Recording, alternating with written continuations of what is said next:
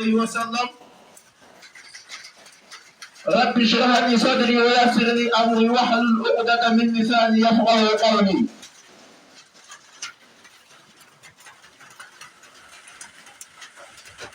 اما بعد، mes chers frères et sœurs, assalamu alaikum wa rahmatullahi wa barakatuh.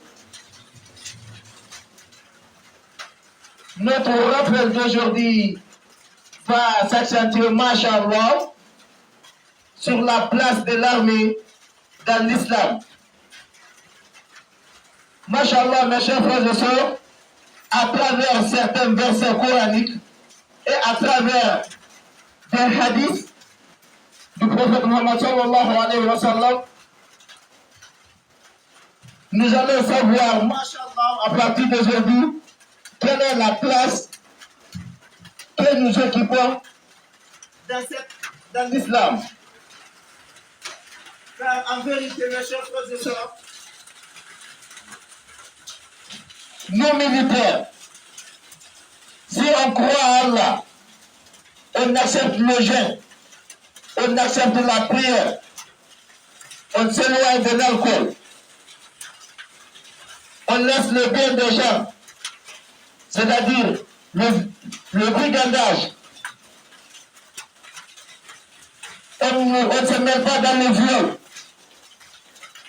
et qu'on devient patriote, c'est-à-dire ne pas trahir la nation, servir sur le drapeau. Comme on te l'a dit, ta mission consiste à sauvegarder l'intégrité territoriale à l'externe comme à l'interne, à sauvegarder la population et ses biens. Si on agit dans ce sens, tout ce qui nous empêche du paradis, masha'Allah, c'est la mort. C'est pas moi qui le dis, mais Allah l'a dit et le prophète Muhammad sallallahu alayhi wa sallam l'a confirmé. Allah Ta'ala fi kitab al-Karim, Allah nous dit dans le Saint-Coran, dans un passage, en nous indexant, il dit Inna Allah yuhibbu alladhina yuqatiluna fi sabilihi saffan ka'annahum bunyanun marsus.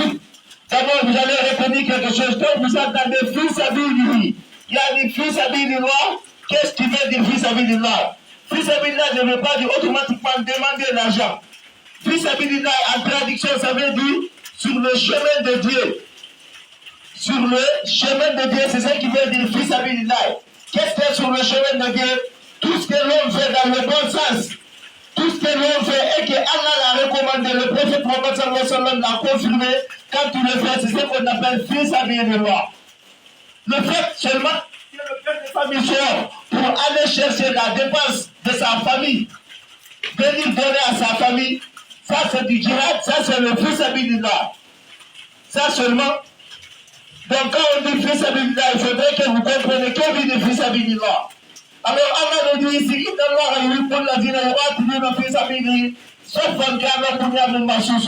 Que lui, Allah, il aime ceux-là qui combattent sur ce chemin. S'il dit ce chemin, c'est parce que c'est un chemin qu'il a recommandé. C'est un chemin qui est licite.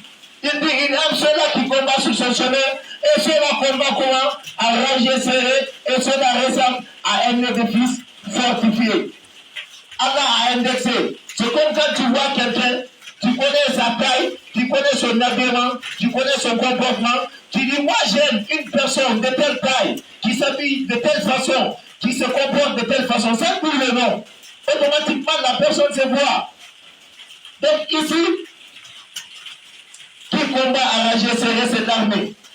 L'armée ne combat pas dans le désordre. L'armée ne combat pas dans la pagaille. Et dans l'armée, nous ressemblons à un édifice fortifié. Car chacun a un rôle. Quand il y a la guerre, on prend l'exemple, quand le pays fut attaqué par les rebelles, l'aviation venait faire son rôle, se retourner, l'artillerie connaissait quoi faire, les blindés savaient quoi faire, les vendeurs s'inquiétaient, ne savaient quoi faire, les armuriers savaient quoi faire, les éléments du service de santé savaient quoi faire, chacun connaissait ce qu'il fait. C'est l'ensemble de ça qui avait donné la force à l'armée. Et cela ressemble à un édifice fortifié.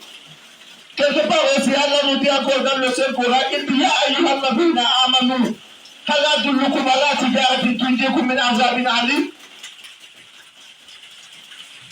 Alors il dit tout, ورسوله وتجاهدون بأموالكم وأنفسكم ذلكم خير لكم إن كنتم تعلمون.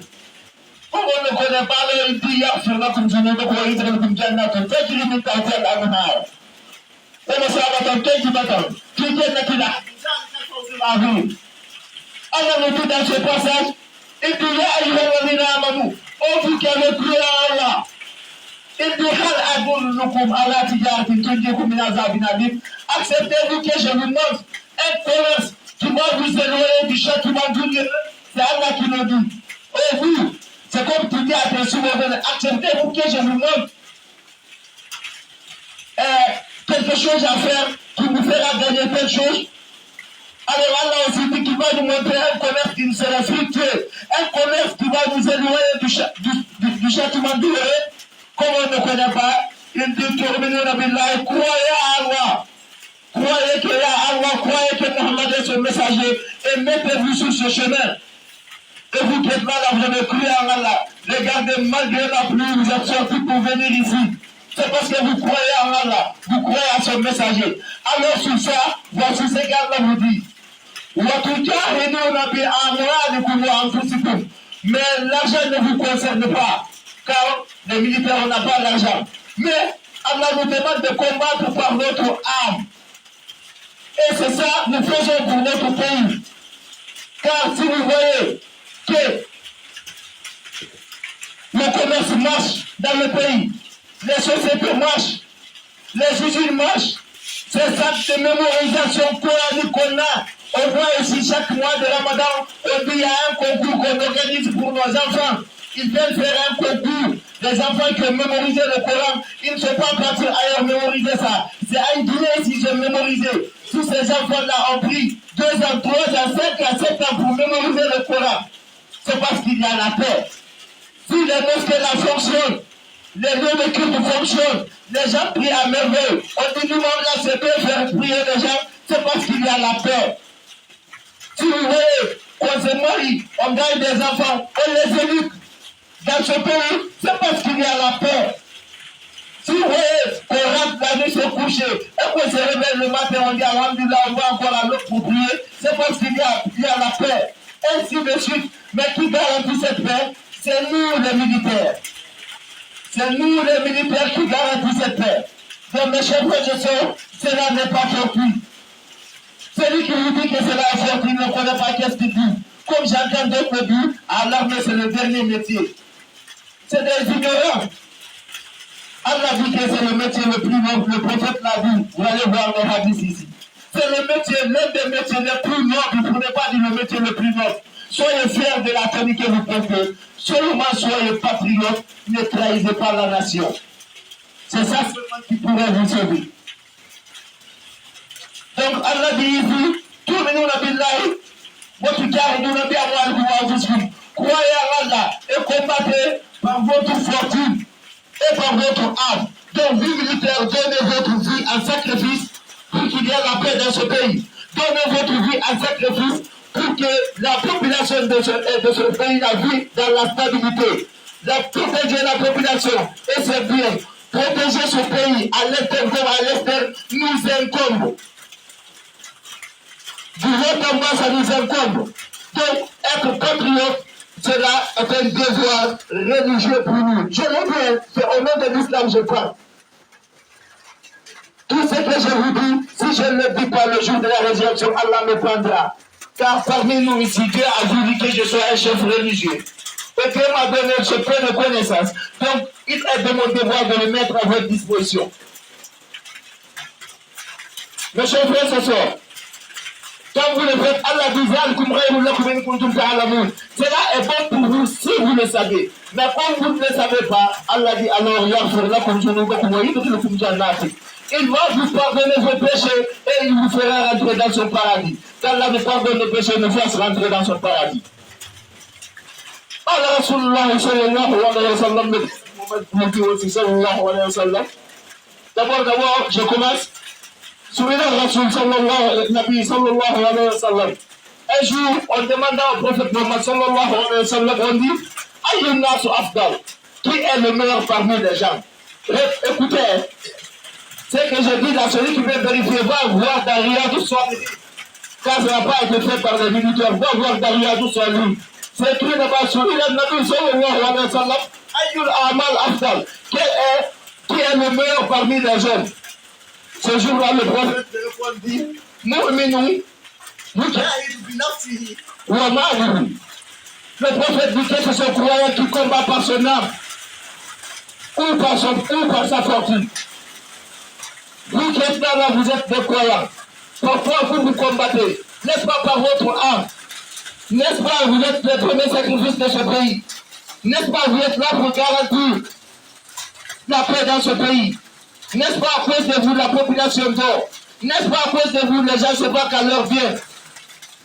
Les gens laissent leurs milliards dans leurs boutiques, ils le font, ils reviennent trouver. On ferme les banques, le matin on vient rouvert. On ouvre les sociétés le matin, le soir on les ferme. Les centres de mémorisation coranique marchent, les mosquées sont ouvertes. Quand le mois de Ramadan vient, on gêne tout un mois et puis on fait la fête, on dit Alhamdulillah. C'est parce qu'il y avait la paix. S'il n'y avait pas la paix, qui va gêner? S'il n'y avait pas la paix, qui va aller apprendre le Coran? S'il n'y avait pas la paix, qui va dire à tel imam c'est prier? Parce que vous n'aurez même pas le temps d'assister à une prière. Alors, le prophète dit que vous êtes les meilleurs parmi les hommes. Parce que vous combattez par votre vie. Vous donnez votre âme pour que les autres puissent vivre en paix. On le voit, on le sait. Malgré qu'on n'était pas dans l'armée, mais lors de l'attaque de nos frontières, on a perdu beaucoup de nos compagnons d'armes. Que leur âme repose en paix. Et ne croyez pas qu'ils sont perdants, ils ne sont pas perdants. Il y a des hadiths qui en parlent. Machallah, je viendrai là-dessus.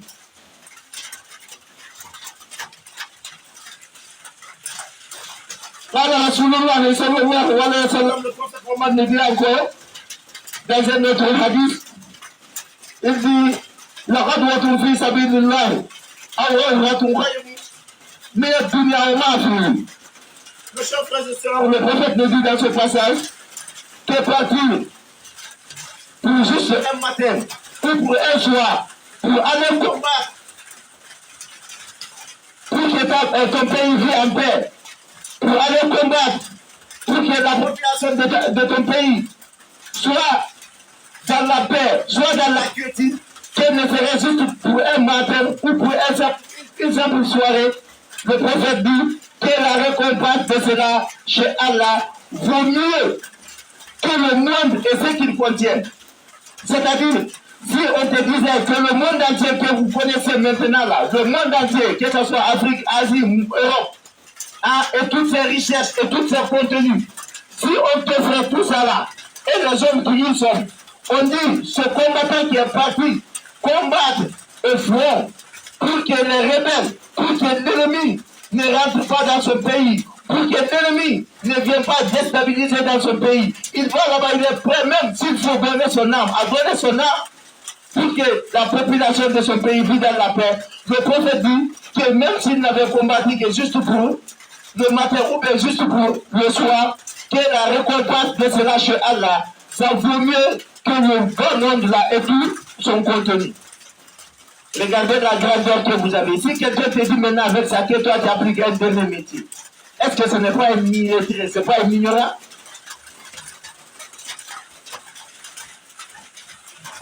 Mes chers frères et sœurs, Rasulullah sallallahu alayhi wa sallam, c'est les hadiths du prophète Muhammad sallallahu alayhi wa sallam.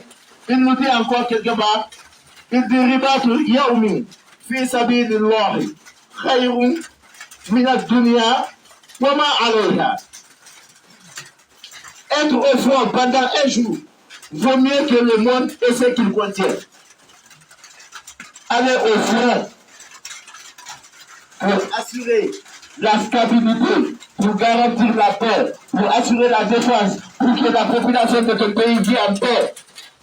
Le prophète qui le dit, voyagez lui-même en arabe d'abord, le prophète dit,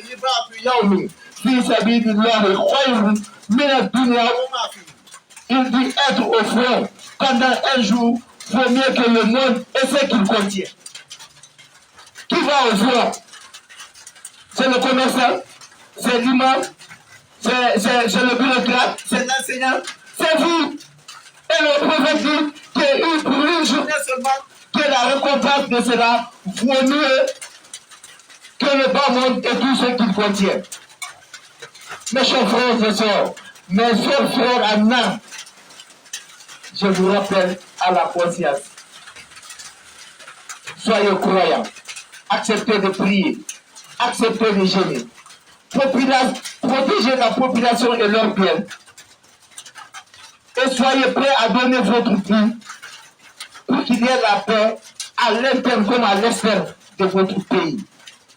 Ne trahissez jamais la nation. Si vous agissez dans ce cadre, tout ce qui vous empêche du paradis, ce serait la mort. Qu'Allah nous facilite la bonne compréhension. Mes chers frères et sœurs, le prophète nous dit encore dans un autre hadith, vous allez me permettre de me donner le temps, car on n'aura pas la chance à chaque fois de faire tel sermon pour vous.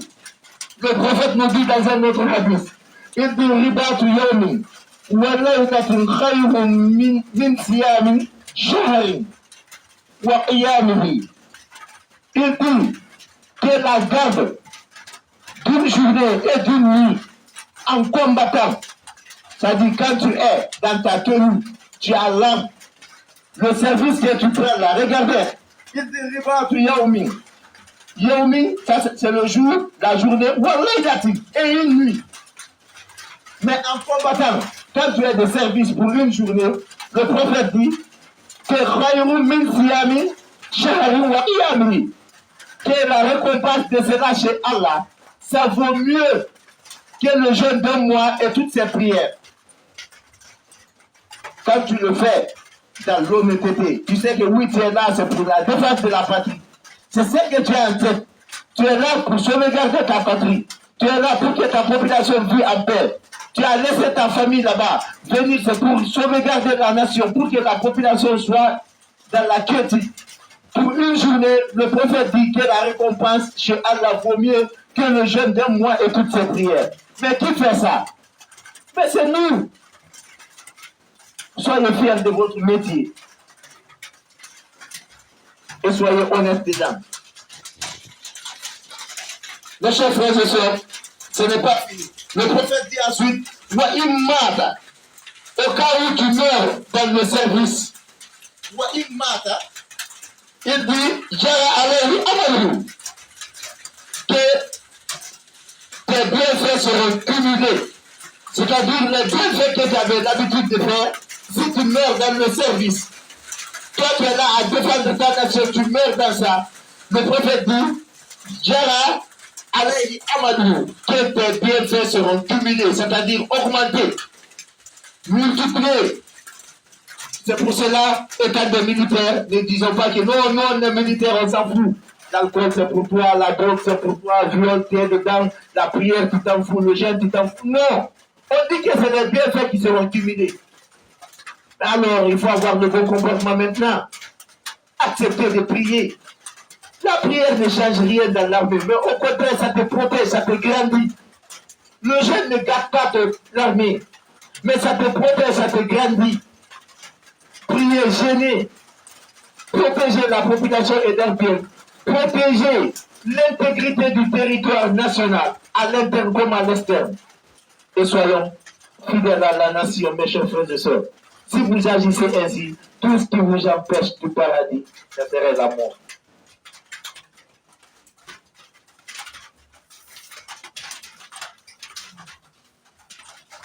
Le prophète Mohammed sallallahu alayhi wa sallam nous dit encore dans un autre hadith, il dit kullu mayyitin yu'tamu alayhi amalihi illa alladhi mata murabatan fi sabilillah. Écoutez bien, le prophète Mohammed sallallahu alayhi wa sallam nous dit que tout mort, que les œuvres de chaque mort seront scellées, sauf celui qui aura mouru en combattant. Comprenez le passage. Les œuvres de chaque mort seront scellées. C'est-à-dire, une fois que l'homme meurt, tout ce que tu faisais du bien comme du mal, on met quoi? C'est fini. Ce que tu avais fait juste le jour où l'âge Gabriel est venu, où l'âge de la mort est venu se saisir sur ton âme, c'est ce qui est pris en compte.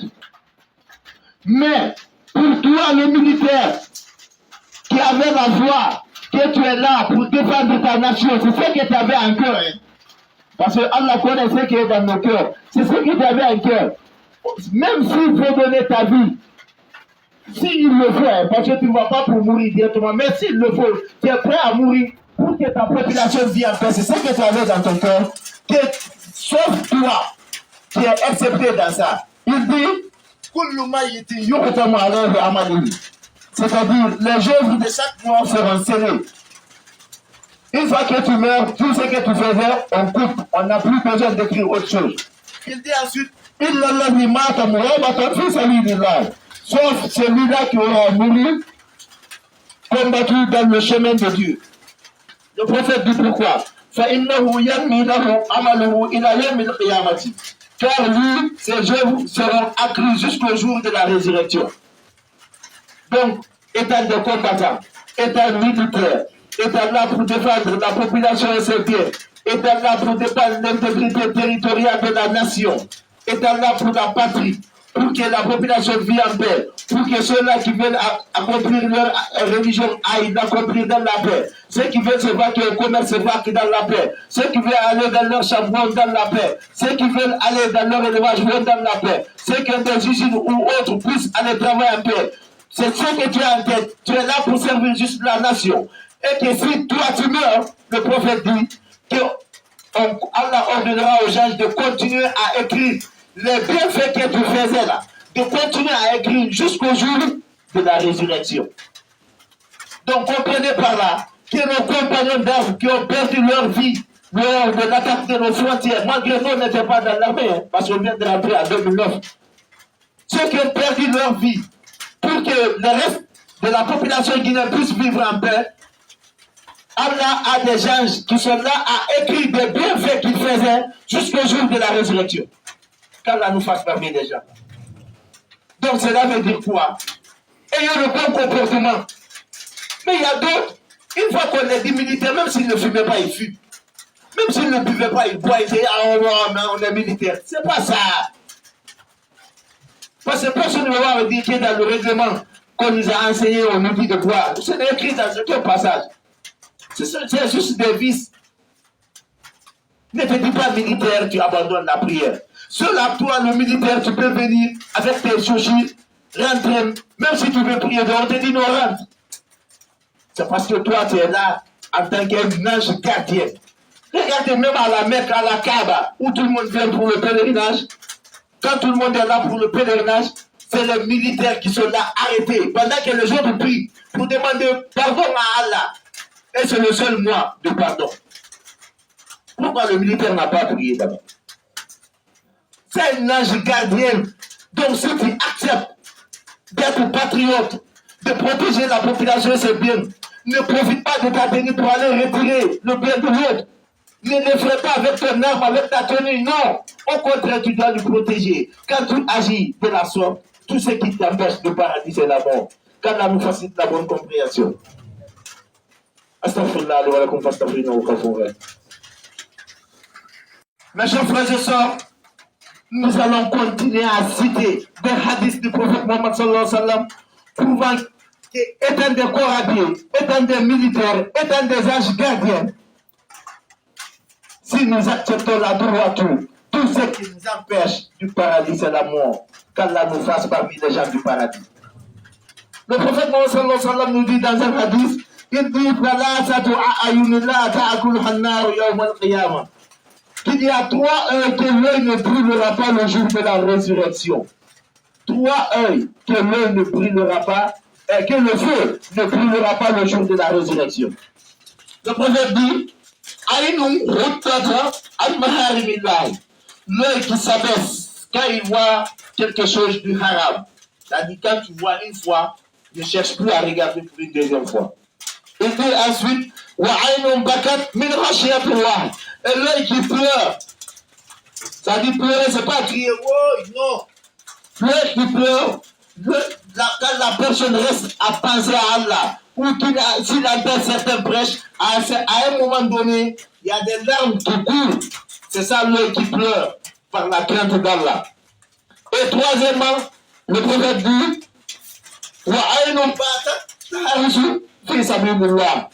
et l'œil qui veille pour assurer la sécurité de la nation.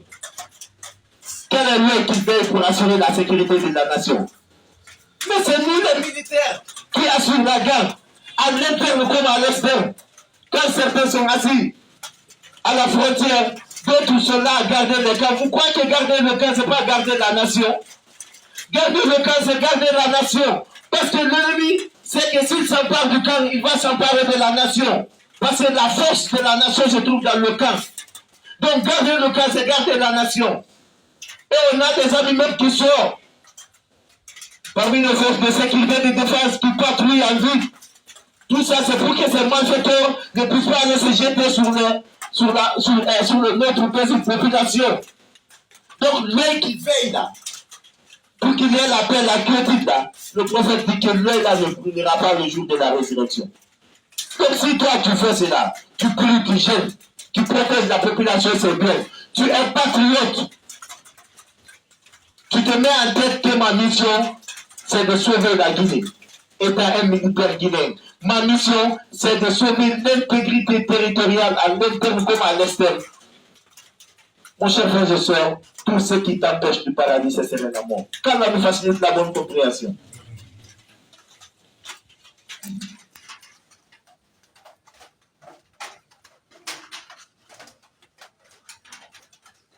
Mes chers frères et sœurs, Allah Rasulullah sallallahu alayhi wa sallam, il dit makhbaratu qadama abdi fi sabilillahi fatamassahu an-nar. Makhbarat qadama abdi fi sabilillahi fatamassahu an-nar. Le prophète nous dit ici dans ce passage, il dit il n'y a pas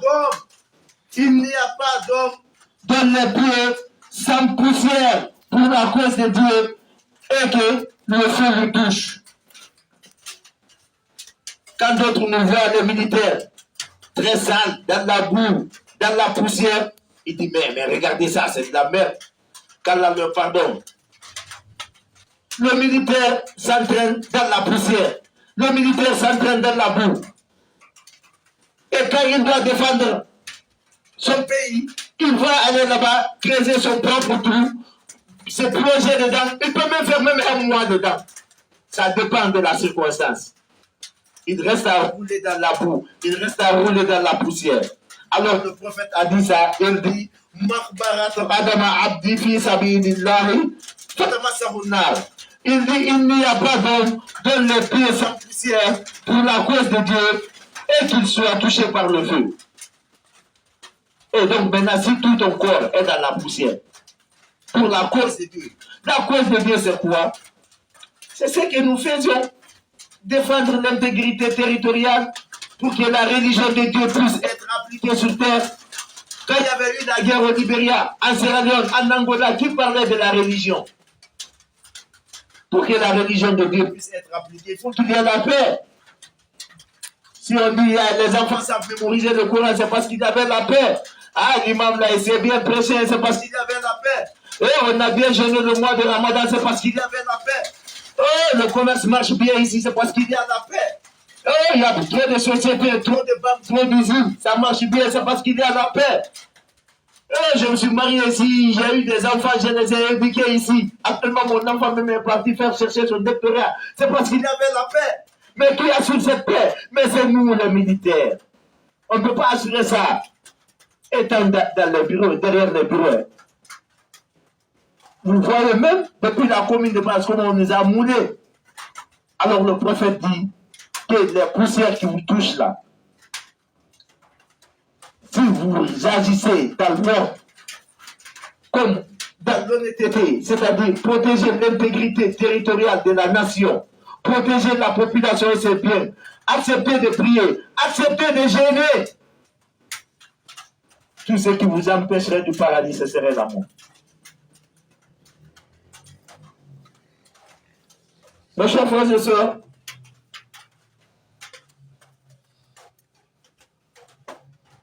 nous allons terminer par ce hadith du prophète Mohammed sallallahu alayhi wa sallam qui nous dit ceci. Il nous dit que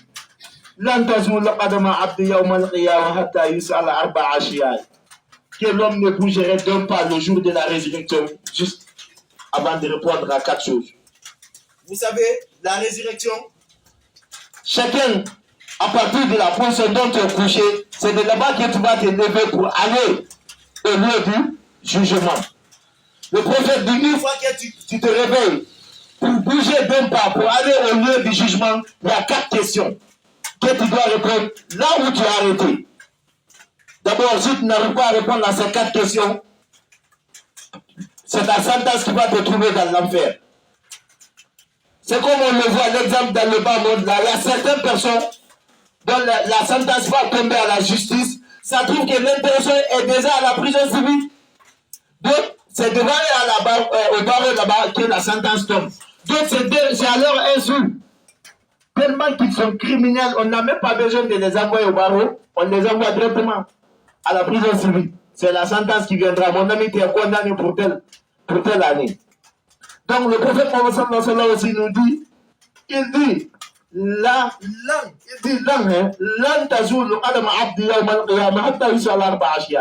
que l'homme ne bougerait donc pas le jour de la résurrection, avant d'abord de répondre à 4 questions.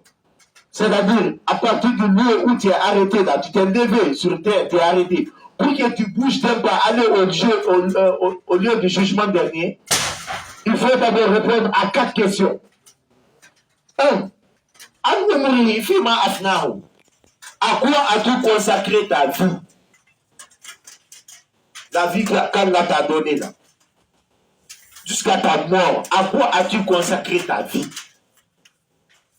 Ça c'est 1. Chacun connaît à quoi il a consacré sa vie jusqu'à maintenant. Consciencieusement, chacun connaît. 2. À quoi as-tu consacré ton corps? C'est-à-dire, dans quoi ton corps est vieilli? Avant que tu ne sois vieux là, à quoi? Dans quoi tu étais jusqu'à ce que tu es devenu vieux? Pendant ton temps de jeunesse là, à quoi as-tu consacré cela? Ça c'est 2. Avant de venir au 3e, mes chers frères et sœurs, vous allez remarquer ici que nous, État militaire, État là pour la sauvegarde de l'intégrité du territoire national, pour protéger la population et ses biens, ces 2 questions, et qu'on a accepté de croire en Allah, on a accepté de prier, de génie, ces 2 questions sont très simples pour nous. À quoi as-tu consacré ta vie? Mais tu as passé ta vie dans quoi? Depuis 18 ans, 20 ans, tu es dans l'armée, 25 ans. À quoi as-tu passé ta vie? Si tu ne brigadais pas, si tu ne partais pas violer, si toi, tu étais là pour protéger la population et ses biens, si toi, tu étais là pour la sauvegarde de l'intégrité territoriale, si toi, tu n'avais pas l'esprit de trahison, comprenez? Si tu n'avais pas l'esprit de trahison, tu étais là pour défendre la nation, pour sauvegarder cette population et ses biens. Tu avais prié, tu avais accepté de gêner. Les 2 questions sont simples pour toi. À quoi as-tu consacré ta vie? Ta vie, tu l'avais consacrée dans ça. À quoi as-tu consacré ta jeunesse? Ta jeunesse, tu l'avais consacrée dans ça. Et ton militaire. Déjà, les 2 questions sont répondues chez toi. C'est pour vous dire que si nous acceptons la tenue qu'on porte là, et qu'on réagit dans le monde, tout ce qui nous empêche du paradis, c'est la mort. La 3e question,